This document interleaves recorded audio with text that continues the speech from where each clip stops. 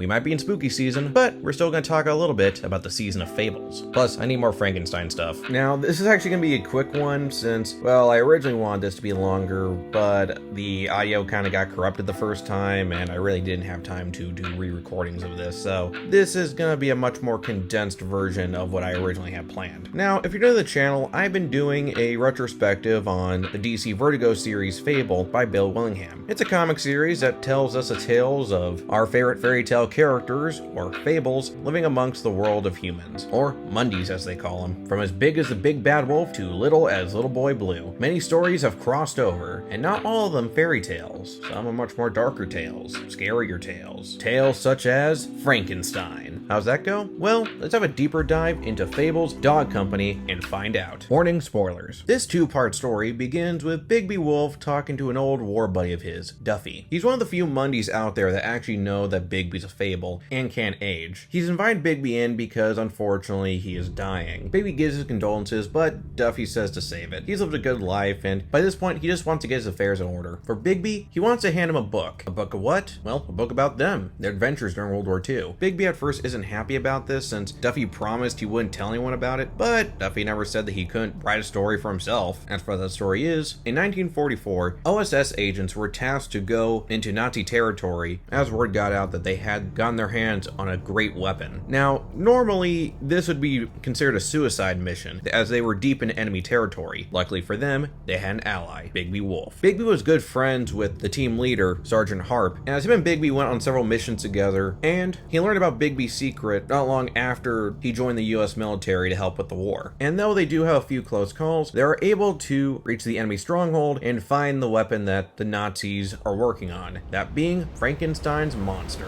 And before you ask, no, Victor Frankenstein is not helping the Nazis. Victor is many things, but he wasn't a bigoted asshole. No, what happened was that the Nazis did try to recreate Victor's original work, but they failed. However, when they found Castle Frankenstein, they found the creature and decided to reassemble him, hoping that he would at least know something about the reanimation process. Bigby comes in and takes out some Nazi scum and reveals that yes, he is going to save Frankenstein, but to do that, he also has to dismember him, which the creature is not super big on and proceeds to kick the crap out of both sides, though mostly focusing on Bigby since he sees him as the greater threat. And as we see a kick-ass homage to a classic Universal film, Bigby's victorious and is able to rip the monster's head off. Then it gets a little weird because for some reason, Bigby pretends to be a regular werewolf and get captured by the Nazis running this operation. I'm not sure why he did it. Like, I think it was supposed to hide the fact that he's a fable, but I'm just saying, dude has the power to wipe out an entire force with just one blow of wind. I don't think anyone's really gonna care about these Nazi fucks. But I guess you could argue that since his allies are still there, he didn't want to risk them getting hurt either. But still, just saying, man, like, turn to a giant wolf, take them all out. Makes what happens next less heartbreaking. Harp comes in, guns blazing, and is able to get Bigby out of there, but sacrifice himself in the process. Our story wraps up back in the present, not long after Duffy's death, and Bigby talks to Frankenstein's head, who has been locked up in Snow's office all these years. He's actually pretty chill since, again, the only reason he tried to kill Bigby was because he didn't want to get dismembered, and again, he didn't care about the Nazis. It's implied that he was going to kill those guys after killing Bigby. So, after all these years, he's pretty chill, though he still gets a phantom thirst time to time. And the story ends with Bigby paying respect to Duffy's grave. This is a pretty fun war story, but also a pretty creepy story that involves reanimating the dead, horrible experiments, but also a kick-ass fight with Frankenstein. Plus, you get to see Nazis get torn apart, which is always welcome. My only complaint is, again, that weird scene where Bigby's being experimented on. I'm guessing it's just a foreshadow of the fact that Bigby is progenitor of werewolves, since, yeah, though he doesn't have any of the werewolf weaknesses, he is what the werewolves would originate from, and it would come to play in a spin-off story. So yeah, on a whole, Fable's Dog Company is a fun story to check out during Halloween that I definitely recommend. And if you want to know more about Fables, link in the description down below for the retrospective for the first two parts. Thanks for watching. Like, share, subscribe, hit the notification bell for more updates, and follow me on Blue Sky. Next time, we once again return to DC as we see Batman face off against one of my favorite monsters, which of course is a werewolf. Come on, yeah, we kind of saw this coming. Later.